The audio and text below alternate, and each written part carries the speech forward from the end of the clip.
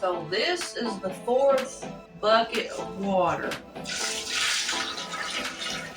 It depends on how much clothes you got in there. You're gonna need about 3 to 4 buckets of water. Sometimes I filled it way up here, but try not to overfill your bucket because when you pour, the water tends to splash everywhere. So let's look inside the washer. We'll look down in the washer. So there should be enough water in there.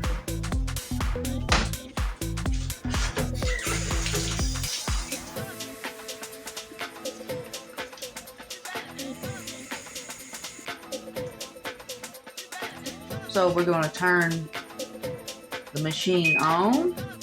We're going to go over here. I'm going to do normal.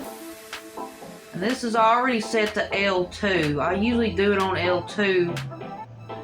My L3 is still messed up.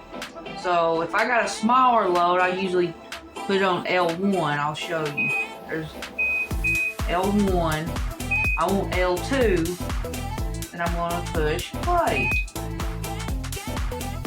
And I put enough water in it because it's already starting to wash. So it's going to be 28 minutes. And while that's going on, doing its thing, I usually get my next bucket of water. Yeah, you can see.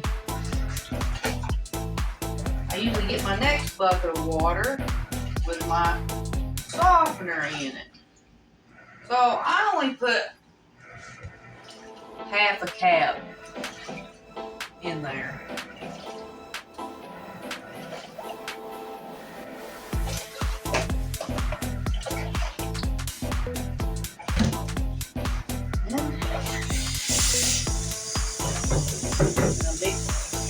My next bucket of water, turn it this way, and you can, I'm gonna let you listen how quiet this is.